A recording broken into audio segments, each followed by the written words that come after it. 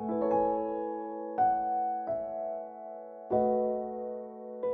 이번 주일부터 11월 마지막 주부터 예수님 성탄주일까지 예수님을 기다리는 기다림, 기다림을 상징하는 대림주일을 우리가 보내게 됩니다. 그래서 이번 주부터는 계속 오늘 주제가 기다림에 대한 주제인데 계속해서 예수님을 기다리는 마음으로, 특별히 아기 예수님을 기다리는 마음 첫 번째, 그리고 두 번째 우리에게 다시 오실 재림 예수님을 기다리는 이야기에 대해서 우리가 같이 함께 말씀을 계속해서 나누고자 합니다. 제가 기다림에 대한 주제를 어떻게 하면 이야기를 나눌 수 있을까 하다가 여러 가지 인터넷도 찾아보고 유튜브를 찾아보다가 설교 준비가 너무 안 되는 거예요. 그래서 딴짓을 많이 했습니다. 딴짓을 하다가 보니까 이렇게 옛날에 가요 차트를 좀 이렇게 보게 되더라고요. 그래서 특별히 제가 계속 봤던 건 뭐였냐면 역주행하는 가수들과 노래에 대한 것들을 이제 보게 되었습니다. 그래서 최근에 이제 작년에 역주행했던 가수 그리고 노래가 뭐였냐면 브레이브걸스의 롤린이라는 제목 다 아시죠? 모르는 분 없으시죠? 저만 이렇게 알고 있는 거 아니잖아요, 그렇죠? 다 왕이 나셨다 이런 것만 부르지 않고 다 주중에 왕 대신 주 앞에 이렇게만 하지 않고 롤린 이런 것도 같이 함께 들으시잖아요, 그렇죠? 작년에 우리가 제일 가장 역주행으로 핫했던 노래가 롤린이라는 노래였습니다. 거기 브레이브걸스라는 가수도 사실은 원래 그렇게 유명하지 않던 가수였는데 그때 이제 군대를 중심으로 해서 그 브레이브걸스가 부각이 되기 시작하고, 그래서 결국에는 여러 가지 매체들을 통해서 가수와 그 노래가 부각이 되기 시작하면서 역주행을 했죠. 그래서 그 가사에도 이렇게 나오잖아요. 이렇게 기다리고 있잖아. 모르세요? 나만 왕이 나셨다밖에 진짜 모르는 거 그건 아니죠. 그래서 이 브레이브걸스라는 가수가 원래 노래가 나왔던 게 2018년이었는데 다시 뜬 게 2021년이었거든요. 그러니까 그 3년 동안은 아무도 그 가수를 주목하지 않았던 시점이었던 거예요. 그래서 우리가 언제쯤 사람들로부터 사랑을 받고 인정을 받는 가수가 될까에 대해서 그냥 무턱대고 기다릴 수밖에 없는 그런 시절이 있었다, 이런 힘든 이야기들을 많이 하더라고요. 뿐만 아니라 여러 가지 요즘에 유튜브 때문에 차트 역주행을 하면서 새롭게 부각되는 노래 혹은 가수들이 많이 있죠. 그 중에서 제가 그렇게 보다가 유튜브 보면서 딴짓을 하다가 제가 또 알게 된 또 다른 이야기가 있습니다. 여러분들 겨울왕국 아시죠? 겨울왕국 보면 가장 유명한 노래가 레디꼬잖아요. 레디꼬, 그렇죠? 화면 보여주시겠어요? 이 엘사로 나오는 엘사가 레디꼬를 부르잖아요, 그렇죠? 엘사 역할로 나온 분이 누구였냐면 이분이었습니다. 이디나 멘젤이라는 가수래요. 이디나 멘젤이라는 가수도 그 전까지는 전혀 부각을 받지 못하고 소위 말하는 이제 유명하지 않은 가수였던 거죠. 그런데 노래는 잘하고 가창력은 훌륭한 가수였는데 그 전까지는 전혀 부각되지 않다가 겨울왕국에서 엘사 역할을 맡고 그 레디꼬 노래를 부르게 되면서 레디꼬 노래가 전 세계 아이들뿐만 아니라 모든 사람들이 다 아는 노래가 됐잖아요, 그렇죠? 그 이후에 이 노래를 부른 이디나 멘젤이라는 분이 이제 다시 부각되기 시작하게 된 겁니다. 그래서 이분이 2017년에 그때 당시에 그 겨울왕국이 뜨고 이 레디꼬라는 노래가 다시 뜨고 난 다음에 이분이 어떤 상을 받았냐면 다시 재발견된 스타라는 상을 받았다고 합니다. 그래서 이분이 재발견된 스타라는 상을 받게 되고 시상식에 올라가서 이런 이야기를 했다고 해요. 나는 지금까지 모든 사람들이 발견을 못했을 뿐이지 나는 그냥 똑같이 지금까지 내가 해왔던 일을 했을 뿐이다. 이런 이야기를 했다고 합니다. 그러니까 나는 지금까지 그냥 똑같은 일을 하고 있었는데 사람들이 나중에 이와 같은 자신을 발견하게 되었다라는 겁니다. 그런데 내가 똑같은 일을 하고 있었을 뿐 사람들로부터 인정받지는 못했기 때문에 그 기간, 이분이 40살이 넘어서 이 엘사 역할을 맡고 소위 스타가 됐는데, 스타가 되기 전까지는 아무도 그 사람을 인정해주지 않았대요. 그래서 사실은 여러 가지 뮤지컬, 유명한 뮤지컬에도 많이 나왔지만 조연에 불과했고, 그리고 어떤 기간에는 일이 없어서 다른 사람들이 자신을 불러주지 않아서 그것 때문에 너무 힘들고 어려웠던 그런 시간을 보냈던 적도 있었다고 합니다. 사람들이 이렇게 평가를 했대요. 당신은 감정이 너무 과해요. 당신은 바이브레이션이 너무 심해요. 차라리 노래를 하실 때 기타를 치면서 하세요. 아니에요. 생각해 보니까 기타를 안 치면서 그냥 노래만 하시는 게 나을 것 같아요.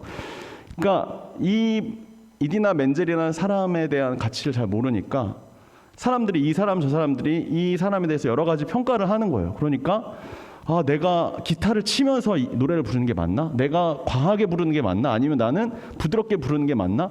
여러 가지 사람들의 이야기를 다 막 듣고 고민을 하는 거예요.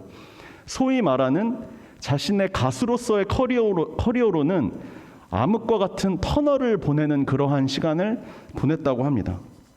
그런데 43살에 재발견된 스타상을 받고 나서 이분이 이렇게 이야기를 했다고 합니다. 당신은 어떠한 아티스트입니까? 라는 질문에 저도 제가 어떤 아티스트인지 잘 모르겠어요. 저는 어느 순간부터는 다른 사람들에게 인정받기를 포기하고 그냥 나는 정해진 틀에서 벗어나 그냥 내가 하고 싶은 음악을 했더니 저는 지금 여기까지 오게 되었습니다. 라고 이렇게 이야기를 했다고 합니다. 이 이디나 멘젤이 기다림의 시간은 어떻게 보면 암흑과 같은 터널, 내가 언젠가 유명한 스타가 될 수 있을까, 유명한 가수가 될 수 있을까, 이런 고민으로부터 사실은 시작되어서 그 커다란 그 암흑과 같은 터널을 지나야만 했지만, 사실은 그 터널을 계속해서 기다리고 그리고 내가 언젠가 뜰 수 있겠다라는 바람을 가지고 살아가는 그 시간 동안에 수많은 사람들의 자신을 흔드는 일들이 너무나 많이 있었지만, 그 시간 가운데서 나 자신에 대한 부분을 잃지 않고 그 가운데서 본인이 내가 흔들리지 않고 평안할 수 있는 방법을 찾았고, 내가 할 수 있는 일들이 무엇인지 찾아서 열심히 본인이 하고 있는 일, 내가 하는 일을 찾아서 했을 때, 그때 결국에는 사람들이 이렇게 다 자신을 발견해 주는 일이 있었다라는 것입니다. 저번 주, 저저번 주부터 시작해서 저 혼자 나름대로 제목을 지었던 것이 있는데, 여러분 이럴 때 있으시죠? 라는 시리즈입니다. 이번 주는 이런 이야기입니다. 앞이 보이지 않는 긴 터널과 같은 미래를 살아가는 분들이 있다면, 그분들을 향해서 오늘 성경에서는 어떤 대답을 해주고 있는지 오늘 우리가 같이 함께 이야기를 나눴으면 좋겠습니다. 여러분들이 지금 살아가고 있는 지금 내 상황, 지금 나에게 처해 있는 상황이 앞이 하나도 보이지 않는 긴 터널과 같은, 그냥 기다려야 하는, 그냥 견뎌야 하는 시간을 만약 보내고 있다면, 그때 우리는 어떻게 살아가야 할까? 우리는 어떻게 이 지루한 기다림을 견딜 수 있을까에 대한 이야기를 우리가 같이 함께 해보려고 합니다. 제가 여러 가지 책을 찾아보다가 이와 같은 책을 알게 되었습니다. 아주 작은 습관의 힘이라는 책이었습니다. 이 책에서 우리가 생각하는 실제로 나 자신이 발전하는 모습과, 그리고 내가 생각하는 발전의 모습과 실제로 내가 발전하는 모습의 차이에 대해서 이와 같은 그래프로 이렇게 설명을 해놨더라고요. 보니까 원래 실제로 발전을 할 때는 이와 같은 곡선의 모습으로 이렇게 발전을 합니다. 그런데 우리가 생각할 때는 시간이 흐르면 흐를수록 직선으로 이렇게 발전을 해야 되지 않나, 이런 생각을 하게 된다는 겁니다. 내가 생각하는 발전의 모습과 실제 발전의 모습에서 괴리감, 차이가 생기는 부분이 바로 이와 같은 부분입니다. 빨간색으로 표시된 부분이에요. 이 부분이 바로 이 책에서 말하면 낙담의 골짜기라고 합니다. 낙담의 골짜기가 어떤 시간이냐, 소위 말하는 이디나 멘젤이 뜨지 않아서 힘들어했던, 브레이브걸스가 노래가 뜨지 않아서, 일이 없어서 사람들이 불러주지 않아서 인정받지 못하던 시간, 난 스스로 나는 열심히 하고 있다고 생각하고 발전을 해야만 한다고 생각을 하는데 실제로는 발전이 없고 기나긴 터널과 암흑과 같은 터널을 지나고 있는 시점이라고 생각하는 그 순간, 포기하고 싶은 그 순간이 바로 이 낙담의 골짜기라는 겁니다. 이 낙담의 골짜기의 시간을 어떻게 잘 견디고 이겨낼 수 있느냐, 잘 기다릴 수 있느냐가 내가 그 이후에 내가 원하는 결과를 이끌어낼 수 있느냐 없느냐에 대한 것과 관련이 있다는 것입니다. 그런데 문제는 이 낙담의 골짜기의 시간을 견디고 기다리는 게 너무 어렵다는 겁니다. 죽도록 어렵다는 겁니다. 왜냐? 앞이 보이지 않기 때문입니다. 터널이 캄캄한데 앞이 보이지 않아요. 내 미래가 지금 내가 잘 가고 있는지, 내가 옳은 길로 가고 있는지, 내가 지금 내가 하는 일을 계속하는 것이 발전을 위해 하는 일이 옳은 것인지 도저히 내가 알 수가 없기 때문에 이 시간을 견디고 기다리는 게 너무나 힘들다는 겁니다. 왜냐? 우리의 미래는 항상 눈에 보이지 않는 컴컴한 불안함 속에서 살아야만 하는 것으로 우리가 느끼고 경험할 수밖에 없기 때문입니다.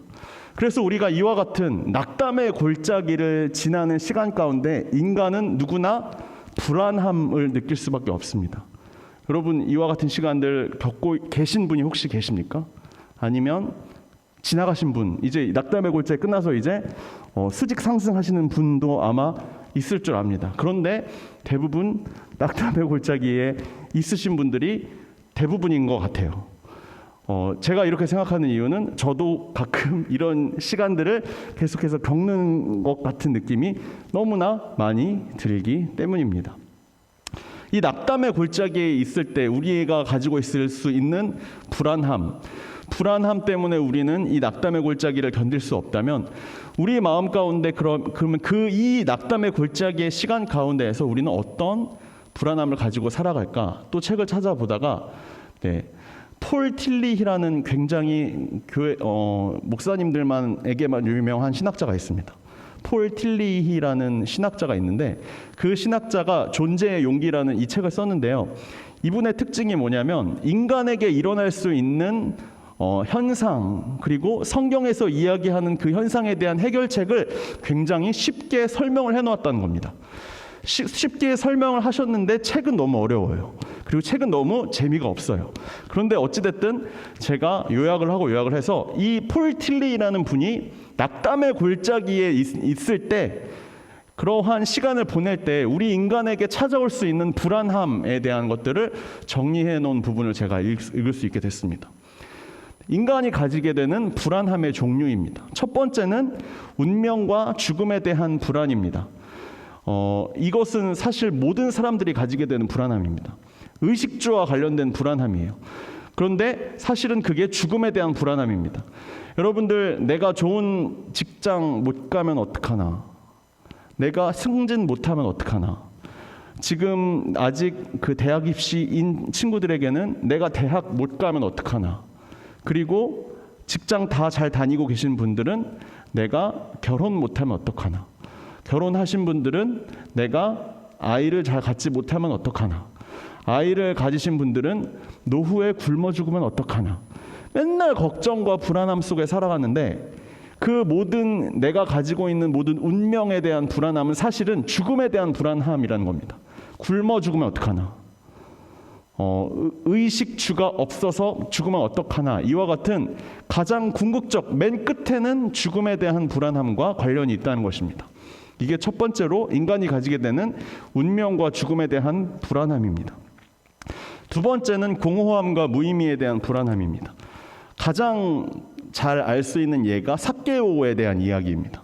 삭개오가 돈도 다 잘 벌고 세무 공무원으로는 가장 높은 자리에 올랐는데 그럼에도 불구하고 공허함과 무의미 때문에 결국에는 예수님을 찾아서 예수님을 만나고 나서 자신이 가지고 있었던 공허함과 무의미에 대한 문제가 해결이 되죠. 이처럼 내가 사람들이 보기에 전혀 부족함이 없는 것처럼 살아가고 있는 사람들조차도 그 마음 가운데 채워지지 않는 공허함과 존재에 대한 불안함이 있다는 것입니다. 내가 인생을 왜 사는 건가? 나의 인생은 어떤 의미인가? 공허함과 무의미에 대한 불안함입니다. 세 번째는 죄책감과 정죄함에 대한 불안함입니다. 특히 이 부분은요, 어떤 힘든 고난이나 아니면 죽을 수도 있는 질병에 처한 사람들에게 많이 나타나는 불안함입니다. 내가 병이 걸리거나 내가 힘든 일이 생기면 내가 뭘 잘못해서 그런 거 아닌가? 이런 생각을 하게 된다는 거예요. 그러면 생각해 보니까 내가 20년 전에 이와 같은 죄를 지었던 것 같은데, 이와 같은 내가 아무도 모르는 나만 아는 사실은 이와 같은 죄를 내가 지었는데 이것 때문에 내가 하나님으로부터 이와 같은 고난과 질병으로 벌을 받는 것이 아닌가 하는 생각을 하게 된다는 겁니다. 세 번째가 바로 이와 같은 죄책감과 정죄함에 대한 불안함입니다. 그래서 이 폴 틸리히라는 이 신학자가 이와 같은 사실은 이와 같은 불안함은 꼭 아까 전에 제가 말씀드린 바와 같은 낙담의 골짜기에서만 느끼는 불안함은 아니라고 합니다. 모든 사람들이 인생을 살면서 삭개오는 사실을 낙담의 골짜기는 아니잖아요. 이미 다 끝까지 갔잖아요. 최고로 성공했잖아요. 최고로 성공한 사람도 사실은 이와 같은 불안함은 다 겪고 살아간다는 거예요. 왜 이와 같은 불안함을 겪어야만 할까? 인간은 내 앞이 보이지 않기 때문입니다. 내 미래를 알 수 없기 때문입니다. 그러니까 모르는 거예요. 불안하니까, 앞이 보이지 않으니까, 캄캄해 보이니까 불안하다는 겁니다. 내가 지금 이 기간을 어떻게 기다리고 어떻게 견뎌야 할까? 이와 같은 시간들을 보내는 것이 우리의 인생인 경우가 많다는 것입니다. 결론부터 말씀을 한번 드리면, 믿지 않는 사람과 믿는 사람과의 차이는 저는 여기서 와야 된다고 생각합니다. 믿지 않는 사람들은 이러한 불안함들을 똑같이 가지고 살아가요. 믿는 사람들도 이와 같은 불안함을 똑같이 가지고 살아갑니다. 그런데 우리는 불안함에 대한 해결책은 알고 믿고 살아갑니다. 그런데 믿지 않는 사람들은 계속 터널이에요. 계속 캄캄한 터널이에요. 그런데 믿는 사람들은 적어도 여러분 해결책은 알고 있잖아요. 정답은 알고 있잖아요. 우리가 대림절이니까 누구를 기다려야 되는지 알고 있잖아요. 그러니까 그래서 대림절에 무려 성탄절까지 무려 한 달이나 남았고 스타벅스에서 계속 크리스마스 행사를 하고 있지만, 우리는 사실은 그 크리스마스 행사를 기다리는 게 아니라 우리를 위해서 오실 예수님을 기다리고 있는 이유는 바로 이 불안함을 진짜 근본적으로 해결해 주실 수 있는 분이 예수님이라는 것을 알고 있잖아요. 그렇죠? 그러니까 우리가 지금 한 달 전부터 이렇게 트리 만들어 놓고 왕이 나셨다 하는 거 아니겠습니까? 예수님 오신다고 우리가 기다리는 것 아니겠습니까? 그래서 우리는 적어도 이 불안함 때문에 세상 사람들처럼 똑같이 그 터널 속에서 허우적거리고 헤매면 저는 결코 안 된다라고 저는 그렇게 생각합니다.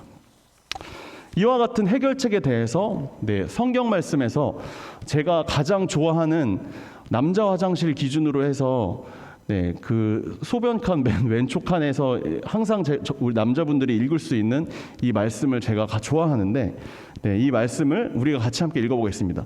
제가 이 말씀을 가장 좋아하는 이유는 제가 가장 자주 읽을 수밖에 없는 말씀이기도 하거니와, 아까 제가 말씀드렸던 그 우리가 모든 사람들이 가지게 되는 그 불안함을 해결해 줄 수 있는 이 답이 여기 가장 그냥 정확하게 나와 있기 때문입니다. 우리 같이 함께 빌립보서 4장 6절 7절 한번 읽어보겠습니다. 시작. 아무것도 염려하지 말고 모든 일에 기도와 간구로 여러분들이 필요로 하는 것을 감사하는 마음으로 하나님께 말씀드리십시오. 그리하면 도저히 상상도 할 수 없는 하나님의 놀라운 평안이 그리스도 예수 안에서 여러분의 마음과 생각을 지켜주실 것입니다. 아멘. 여러분, 정답은 그냥 기도라고 여기 나와 있습니다. 여기 저번 주 설교 결론이 뭐였죠? SEP였죠. 기억하세요? SEP. 슬립 하시고 eat 하시고 그 다음에 뭐였죠? P가 프레이 기도하라고 하셨잖아요. 그렇죠? 기도입니다. 여기 나와 있잖아요. 아무것도 불안함 속에 계신 분 어떻게 하시라고요? 아무것도 염려하지 말고 모든 일에 뭐 하시라고요? 기도와 간구하시라고요. 그리고 여러분들이 필요한 것을 감사함으로 하나님께 아뢰십시오. 기도할 때 기도하는 시간 가운데 하나님께 아뢰라고요. 그리하면 도저히 상상도 할 수 없는 하나님의 평안이 그리스도 예수 안에서 우리의 마음과 생각을 지켜준다고 이야기합니다. 여러분들 열심히 기도하시면요, 여러분들이 기도하는 기도의 제목들을 하나님이 다 100% 알라딘의 지니처럼 알라딘의 지니 램프에서 부르면 다 해결해 주는 것처럼 기도하면 다 100% 응답해 주시고 해결해 주십니다라고 이야기하지 않습니다. 기도하면 우리가 원하는 방법과 방식과 상황과 환경으로 그렇게 바꾸어 주는 게 아니라 가장 먼저 우리에게 해주는 것은 도저히 상상할 수도 없는 하나님의 평안을 우리에게 먼저 주신다고 한다는 거예요. 하나님의 평안은 아까 말씀드린 그 골짜기에서 우리가 겪게 될 불안함의 반대말입니다. 불안함이 아니라 평안함으로 우선은 바꿔준다고요. 응급처치 해주는 거예요. 여러분들에게 필요한 그 기도 응답이 지금 여러분들의 그 기도하는 상황 가운데 당장 필요한 게 아니라 우선 여러분들에게 필요한 것은 불안함, 그것을 평안함으로 바꿔주는 일입니다. 여러분들이 하나님 앞에 기도할 때 하나님 앞에 기도하면서 여러분들의 이 모든 문제들을, 여러분들의 모든 인생을, 여러분들이 지금 처해 있는 이 인생의 골짜기를 하나님 앞에 나의 모든 상황을 내어 맡길 때 가장 먼저 하나님께서 우리에게 주시는 것은 불안함을 평안함으로 바꾸어 주시는 일입니다. 그런데 가장 중요한 것은 파란색 글씨입니다. 하나님의 놀라운 평안이 그냥 주는 게 아니라요, 예수 그리스도 안에 있을 때 준다고 이야기를 합니다. 예수 그리스도 안에 있는 사람이 하나님한테 불안하다고 기도할 때 그 불안함을 평안함으로 고쳐줄 수 있다는 겁니다. 그래서 더 중요한 게 뭐냐면요, 우리가 지금 예수 그리스도 안에 속해 있느냐, 내가 지금 예수 그리스도 안에서 내 인생길을 걸어가고 있느냐라는 것을 점검해 보셔야 된다는 겁니다. 그래서 기도하기 전에 내가 예수님 안에 있는지, 예수님 안에서 살아가고 있는지 먼저 점검하시고 그 다음에 기도하시면 우선 우리에게 가장 먼저 응급처치로는 평안함을 허락해 주신다라는 겁니다. 이와 같은 이야기를 가장 잘 이해할 수 있는 사람이 오늘 우리가 같이 함께 읽은 본문에 나타나는 시므온이라는 할아버지입니다. 시므온 본문은 대림절 때 가장 많이 설교가 나오는 부분입니다. 대림절에서 왜 설교가 가장 많이 나오냐면 예수님을 기다리는 사람 중에 대표적인 사람이 성경에 나오는 인물 중에 시므온이라는 분이기 때문입니다. 시므온이 살던 시대는 우리로 말할 것 같으면 일제시대와 같은 상황입니다. 이스라엘도 로마의 압제를 받았죠. 로마로부터 식민지로 살아가고 있는 이스라엘 백성들은, 사람들이 내가 지금 살아가고 있는 지금 이 현실이 마치 일제시대와 같은 모습이라고 생각을 하시면 됩니다. 일제시대도 우리나라가 계속해서 앞에 보이지 않는 마치 컴컴한 터널과 같은 상황을 살고 있던 시기였죠. 자, 그러니까 이때도 마찬가지였던 거예요. 사람들이 우리는 이제 망했어. 우리는 계속 이와 같은 식민지로, 노예로, 종으로 그냥 자유 없이 이처럼 살아가게 될 거야. 우리나라도 오죽하면 그렇게 유명한 목사님들이 일제시대 때 신사참배도 하셨잖아요. 그렇죠? 아무리 내가 예수님 믿는 사람이어도 내가 지금 처해 있는 현실은 그게 아니라는 것을 너무 적나라하게 생각을 한 거예요.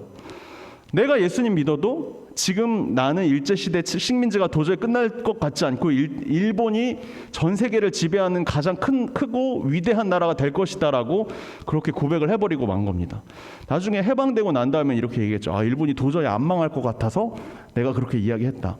옛날에 이스라엘 시대도 마찬가지였다는 거예요. 아무리 믿음 좋고 그리고 위대한 지도자라고 하더라도 그 식민지 생활을 내가 견딜 수 없고 도저히 끝날 것 같이 보이지 않고 로마 제국이 절대 망할 것 같지 않은 그런 강대국처럼 보이니까 그 상황에서도 내가 하나님을 잠깐 저버리고 이 망할 것 같지 않은 로마를 향해서 숭배하고 로마 앞에서 절을 하는, 로마 황제 앞에서 절을 하는 일들이 그 당시에도 비일비재하게 일어날 수 있었다는 것입니다. 그런데 그 상황에서 오늘 우리가 함께 읽은 이 시므온이라는 할아버지는 이러한 상황에서도 나는 오직 하나님이 우리를 절대로 내버려 두시지 않을 것이다, 하나님께서 우리를 결코 버려두시지 않을 것이다 라고 하는 그 믿음을 굳게 간직하던 사람이었습니다. 오늘 우리가 같이 함께 읽은 본문 말씀 25절을 보면 그와 같은 내용이 잘 나타나 있습니다. 25절을 보면 이렇게 나와 있습니다. 예루살렘에 시므온이라는 사람이 있었습니다. 이 사람은 의롭고 경건한 사람으로서 하나님께서 이스라엘을 위로하실 때를 기다리고 있었다라고 이렇게 이야기합니다. 이스라엘을 위로해 주실 것이라는 기대를 하며 기다리고 있었던 사람, 그 사람이 바로 시므온이라는 할아버지였다는 것입니다. 시므온이 이처럼 다른 사람들과는 달리 예수님을 기다리면서 예수님께서 허락하실 위로를 기다릴 수 있었던 이유가 무엇인가? 그것에 대해서 25절, 26절, 27절에서 화면 안 나와요. 네, 말씀 보시면 돼요. 25절, 26절, 27절에서 반복해서 나타나는 단어가 있습니다. 25절, 26절, 27절 그리고 마지막에 27절에서 가장 클라이막스로 이야기해주는 부분, 바로 성령이라는 단어입니다. 27절에서 아예 이렇게 이야기를 해줘. 시므온은 성령으로 충만해져서 성전에 왔다라고 이렇게 이야기를 합니다. 시므온이 다른 사람들과는 달리 예수님을 기다릴 수밖에 없었던 이유는 바로 성령에 충만한 사람이었기 때문입니다. 예수님 안에 있는 사람이었다는 것과 동일한 의미입니다. 왜냐하면 성령이 바로 예수 그리스도의 영이시기 때문입니다. 예수 안에 거했던, 항상 예수님 안에 있었던, 그래서 성령에 충만했던 이 시므온이라는 사람은 그렇기 때문에 마음 가운데 평안함이 있었습니다. 하나님, 예수 그리스도 안에 있던 성령 충만했던 시므온에게 하나님께서 주신 것은 가장 첫 번째로 마음의 평안함이었습니다. 그 마음 가운데 평안함이 없고 항상 내가 지금 살고 있는 이 상황, 이 환경, 내가 처해 있는 이 나라의 현실에 대해서 많은 사람들이 불안함과 두려움 속에 떨고 있었지만 이 시므온이라는 사람은 마음 가운데 평안함이 항상 있었습니다. 그리고 이와 같은 성령에 충만했던 예수 그리스도 안에 있었던 시므온에게 주신 두 번째는 바로 분별력이었습니다. 27절을 보면 성전에서 마리아와 요셉이 아기 예수님을 이제 데리고 오는 장면이 나타납니다. 아기 예수님이 대체 무슨 아기인지, 이 아이가 어떤 존재인지 그 당시에 사람들은 아무도 알지 못했습니다. 그냥 아기인가 보다, 그냥 성전에 어머니와 아버지가 데리고 온 아기인가 보다라고 그 아기에 대해서 누구도 이야기하지 않았습니다. 그런데 시므온은 그 아기를 보자마자 바로 이 아기가 바로 예수님이구나, 우리를 구원하러 오실 바로 그 메시아구나라는 것을 바로 판단을 할 수 있었다는 것입니다. 바로 성령에 충만한 사람, 예수 그리스도 안에 거하는 사람에게 하나님께서 주시는 두 번째가 바로 생각의 분별력이었습니다. 그분이 예수님, 우리를 위하여 구원하러 오실 예수님이라는 사실을 깨닫게 된 것은 그 이후에도 계속 나타납니다. 30절을 보면 그가 바로 구원자이다 라고 이렇게 나타나죠. 32절을 보면 이 사람에게 계시의 빛을 가지고 있다. 그리고 이 땅을 살아가고 있는 이스라엘 모든 백성들과 온 인류에게 영광의 빛을 비추러 오신 분이다 라고 32절에 나와 있죠. 다른 사람들은 이 아이를 보고 알아볼 수 없는, 분별할 수 없었지만 이 시므온이란 할아버지는 다른 이유가 아니라 내가 예수님 안에 거하고 있었기 때문에, 내가 성령의 충만함으로 늘 살아가고 있었기 때문에 먼저 하나님께서 다른 사람들이 가지고 있었던 두려움과 불안함이 없었을 뿐만 아니라, 두 번째로 세상 사람들은, 이스라엘 사람들은 다 이 아기가 그냥 평범한 아기인 줄 알았지만 이 아이를 보자마자 이 아이를 안고 이 아기가 바로 우리를 구원하러 오실 아기 예수님, 바로 메시아이다. 이분을 통해서 모든 사람들이 구원을 받게 될 것이고 이분을 통해서 하나님의 그 놀라운 영광의 빛을 볼 수 있을 것이다 라는 것을 그 아기를 보자마자, 그 성전에 그 아기가 들어오는 것을 보자마자 바로 분별할 수 있었다는 것입니다. 모든 사람들이, 모든 이스라엘 백성들이 이 죄의 속박으로부터 벗어나게 해주시는 이 어둠의 터널을, 이 어둠의 골짜기를 벗어나게 해주실 수 있는 바로 유일한 분, 바로 예수님이 바로 지금 이곳 이 성전에 계신다는 것을 이 시므온이라는 할아버지는 바로 그 자리에서 분별하고 알아볼 수 있었다는 것입니다. 제가 아까 맨 처음에 말씀드린 바와 같이 이번 주일부터 이제 대림주일이 시작됩니다. 대림절은 성탄절 전에 5주간 동안 우리를 향해서 오실 아기 예수님, 그리고 우리에게 다시 오실 재림 예수님을 기다리면서 기억하는 절기입니다. 그래서 우리가 이 시간에는 우리에게 찾아오실 예수님을 우리가 기대하는 절기로 우리가 이번 주일부터 성탄주일까지 그렇게 기대하는 절기로 함께 보냈으면 좋겠습니다. 여러분 가운데 혹시 어둠의 골짜기, 그 기나긴 어둠과 같은 터널을 보내고 계신 분이 여러분들에게 혹시 계십니까? 내 삶이 도저히 발전도 없고 진보도 없고 마치 낙담의 골짜기 가운데 내가 지금 거하며 살아가고 있다고 생각하시는 분들이 혹시 계십니까? 그래서 내가 지금 이 순간을 어떻게 기다리고 견뎌야 할까라면서 불안함과 두려움 가운데서 살아가고 계신 분들이 혹시 계시지 않습니까? 내 인생 실패하면 어쩌나, 이 터널 끝나지 않으면 어쩌나, 그냥 나 이러다가 죽으면 어쩌나, 나 계속 이러다가 굶어 죽으면 어쩌나, 그냥 나 이렇게 늙어 죽으면 어쩌나 하는 생각으로 살아가고 계신 분들이 혹시 계십니까? 여러분들 마음 가운데 가장 먼저 이 말씀을 기억했으면 좋겠습니다. 네, 베드로후서 3장 9절 말씀 우리 같이 함께 읽어보도록 하겠습니다. 시작. 어떤 이들이 생각하는 것과 같이 주님께서는 약속을 더디 지키시는 것이 아닙니다. 도리어 여러분들을 위하여 오래 참으시는 것입니다. 하나님께서는 아무도 멸망하지 않고 모두 회개하기를 바라십니다. 우리와 하나님과 분명 한 약속이 있습니다. 하나님과의 약속을 기억하는 것이 사실 신앙의 가장 중요한 부분입니다. 대림절도 사실은 약속을 기다리는 거죠. 예수님이 오신다고 분명히 우리에게 약속하셨잖아요. 아기 예수님은 그래서 실제로 오셨잖아요. 그리고 재림 예수님, 우리를 향해서 아기 예수님께서 우리를 위하여 심판하러 오시겠다고 우리에게 약속하셨잖아요. 예수님께서 우리에게 또한 다른 약속을 하셨습니다. 각자 한 사람을 향해서 각자의 부르심에 따른 약속을 해주셨습니다.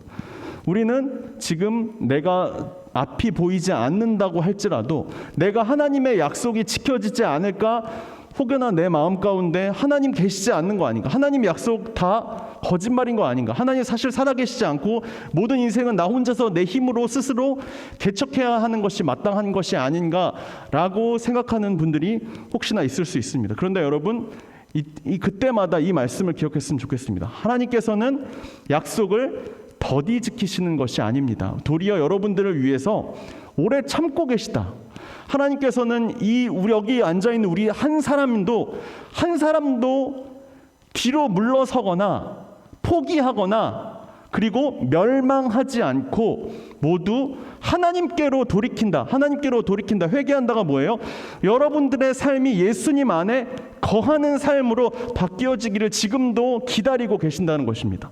제가 계속해서 반복해서 말씀을 드리고 있죠. 우리가 예수님 안에 거하고 있는지를 먼저 점검하라고 제가 계속해서 말씀을 드리고 있습니다. 하나님께서는 우리가 그 약속을 분명히 지키실 것이고, 하나님께서는 그 약속을 더디 지키시는 것이 아니라 오히려 여러분들을 향해 오래 참으시면서 너희가 지금 예수님 안에 거하면서 살아가지 않고 있다면 그 부분부터 먼저 돌이키고 회개하라고 주님께서 말씀하고 계신다는 것입니다. 그 터널이 언제 끝날까 여러분들이 기다리지 마시고 가장 먼저 주님께, 내가 예수님 안에 거한다는 것을 기억하고 회개하셨으면 좋겠습니다. 그리고 우리의 삶 가운데 찾아오셔서 우리를 대신해서 우리의 삶을 향해서 역사하실 예수님을 기다리셨으면 좋겠습니다. 그와 같은 절기가 바로 오늘부터 시작되는 대림절 절기였으면 좋겠습니다. 아까 전에 빌립보서 4장 6절 7절에서 이야기했죠. 아무것도 염려하지 말고 다만 모든 일에 기도와 간구로 너희 구할 것을 감사함으로 하나님께 아뢰라. 그래야 모든 지각이 튀어난 하나님의 평강이 그리스도 예수 안에서 너희 마음과 생각을 지키시리라.